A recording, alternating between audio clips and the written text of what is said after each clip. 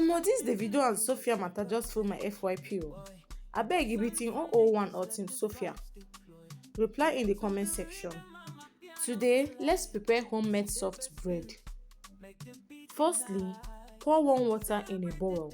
Add your yeast, sugar, milk, flour, salt, and mix properly. If you don't have a mixer, you can use your hand and mix properly. Add butter to give it a smooth texture. Once everything is properly mixed, cover the bowl for 60 minutes. Cut and knead it until it's smooth. Rub vegetable oil on the dough to avoid sticking on the pan. Then put the dough in the pan and cover for 60 minutes. Finally, bake for 30 minutes. Voila! Our homemade soft bread is ready.